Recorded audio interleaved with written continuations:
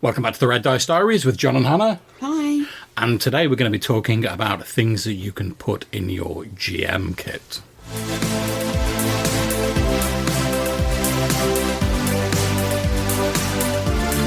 Okay, so this episode is related to a call-in we had a while back. I think it's from Jason, where he was talking about what we're going to include in our sort of GM's reference library. Now, hopefully we're talking a bit more in the future about books and things like that inspire us, but we thought we'd start off by talking about a few things that, as far as we're concerned, a GM should have in their sort of GM pack, if you will. And now this could be, things you throw in a bag that you're taking to a convention when and if things get back to normal, or it could be things you have to hand when you're running a game online, which for a lot of us is the only option at the moment. So let's kick things off. First of all, I'm going to say index cards and pens. Now you might say, whoa, hold on a second, John, you said these could be for online games as well. Why do I need index cards if I've got things online? Well, for me, I find it very easy to just sort of like have a pack of index cards to hand, and if the player characters do something and I think, I must make a note of that for later on, I can just whoop an index card out, scribble something down. I haven't got to mess around with moving computer windows around, and I just put it to one side. At the end, I gather up my little pile of index cards, then I can copy them into my final computer notes or whatever. Or if you're going to a convention, like an in-person convention, either before or after the present interesting times in inverted commas, you can put all your notes on a little pack of index cards.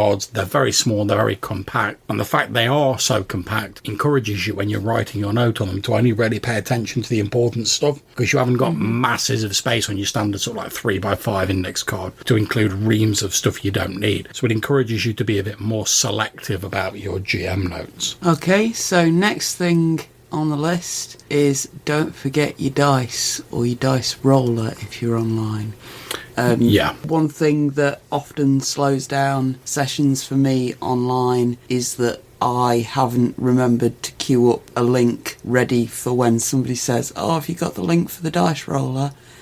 If I've got that there in a notepad waiting for me, I can just quick copy paste it. Otherwise, I've got to search a dice roller because I use actual dice.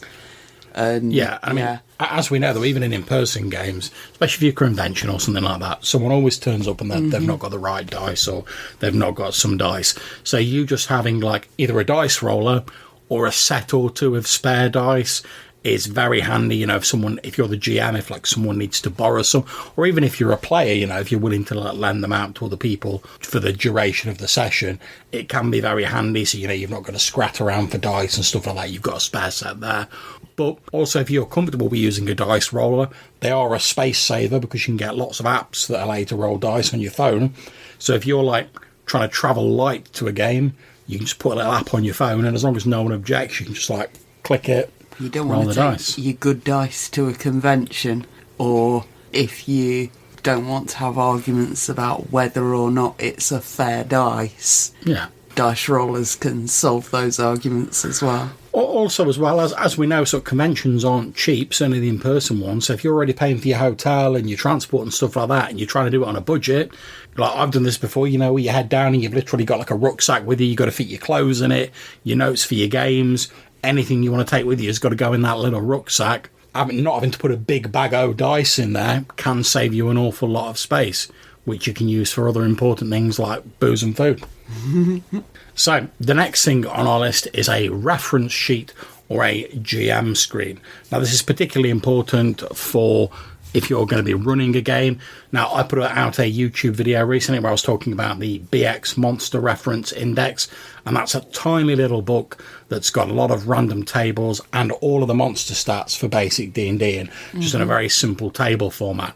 Now, compared to if I was taking all of my bestiary books, that would save me a hell of a lot of space, and I'm not lugging around a secondary bag full of heavy-ass books. Even if you're doing a homebrew game, it's really handy to just have a couple of notes of your basic, here's how this particular rules mechanism works. Yeah. They're written down in front of you that you can then quickly show to a player if they want to know how that works. And it helps you remember as well and keep consistency in your game. Oh yeah, definitely.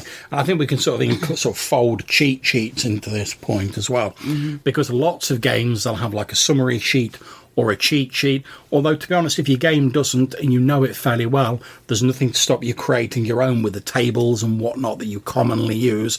I've done this for a few games like Lamentations of the Flame Princess and stuff like that, just so I've got like a 2A4 sheet with all the common rules on it, and just being able to fold that up on a piece of paper, tuck it into the pocket of your bag or whatever. If that saves you having to take like 2 or 3 books, that's great. Okay, so let's move on to the next one, which is blank character sheets. Yep, so depending on how your game runs, you're probably going to end up with some character deaths at some point in the game. Yeah. Or if not, there might be a new player suddenly turns up out of nowhere. I think we've all had that happen once or twice as well. Yeah. And it's just nice to have those blank character sheets there.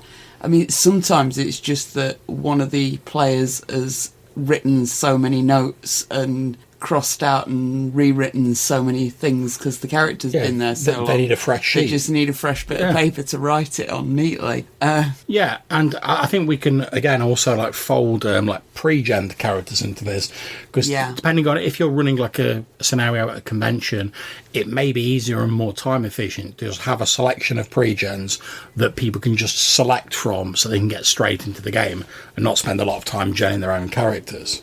And this is something that when I've been doing the game with the like A characters, the main characters, and then the B characters that just turn up for that's your Star Trek game, yeah? Yeah. The B characters would effectively be like pre-gen characters. You need them there ahead of the game to take to the game, and having like a little pile of random Klingon thug, random Nausicaan assassin, random Ferengi trader, random Vulcan scientist. Yeah, so sort of archetypal characters. Just a little bag of NPCs that you can pick at. And while that's more character, it does sort of tie back to your references from earlier. Just having like a couple of random bits to pick at to save you having to do work during the game. Yeah, and I mean, I think if you're running like a campaign game and someone dies, you can maybe, as we've said before, you can maybe schedule a break depending on the system,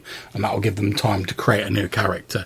However, there's always going to be times when someone might lose a character and they're not really sure what they want to start playing yet, or maybe you haven't really got enough time for them to gen up a full character. So if you've got some pre-gens there, you can be like, oh, I'll pick one of these pre-gens, you can play that for the rest of the session.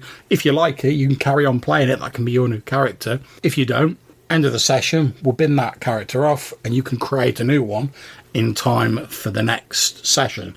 And at least it means you've not got one player sat around twiddling their thumbs for the whole session, because that's going to be really boring for them. And obviously most of us would prefer that everyone can get straight back into the action and enjoying the game as quickly as possible. So the last on this short list is a book of random tables / a name list.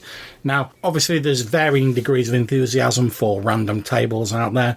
Personally, I love them. I think they're great as idea generators, or, if you get stuck, you can roll on a random table. I mean, obviously, I run a lot of sort of old school sort of D&D style games, which random tables are like a big part of. But even if you're not running a D&D style game, having like just a list of names that are appropriate for your genre can be very handy. Now, this is where if you're running a game online, you've got a bit of an advantage here, because there's 1,000,001 different websites out there with random name generators name on. Generator. Yeah, and preferred. Yeah, Donjon's got some great fancy name generators on as well. But you can just click on that in in like a different browser window, and you can bring up a list of names. That's absolutely great. And there's other random generators for practically everything you can think about under the sun. However, we do tend to sort of like sometimes forget about these when we're doing like more sort of like in-person games, but just having, even if like say you're going to a convention the next day, like back when sort of like real conventions are happening, then maybe just go onto that random generator like the night before and maybe just print off a list of like 20, 30 names or whatever. Then while you're running the game, if suddenly one of the player characters develops an overwhelming interest in, oh, what can you tell me about this like random doorman NPC at the hotel? And you've got nothing written down about it apart from the fact he's the doorman at the hotel. At the very least, you'll be able to look at your list of names and go, oh yeah, he's called Richard Tompkins. And obviously, if you've got like another list of like characteristics or whatever, you can quickly piece something together without you having to like think loads about it and add to your sort of cognitive load before you actually run the game. So there we are. Those are 5 things we think GMs should put in their GM pack. Index cards and pens, references and GM screens, dice rollers or dice rolling app, whatever you prefer, blank character sheets, and a book of random charts and names. So we hope that's been useful and interesting for you. Those are the sort of things we tend to take with us when we go to like conventions or when we're running games in person or online. If you'd like to get in touch with us, maybe tell us what you put in your GM pack, or ask us any other questions, or perhaps even suggest things you'd like to see in future episodes, you can do so in a number of ways. You can leave us a voicemail message using the SpeakPipe website. There's a link down below. Or you can send us a message on Anchor, again, link in the description. Or if you prefer to send us an email, you can do so via the address rddrpgpodcast@gmail.com. Until we see you next time, take care, stay safe, and keep gaming. Bye.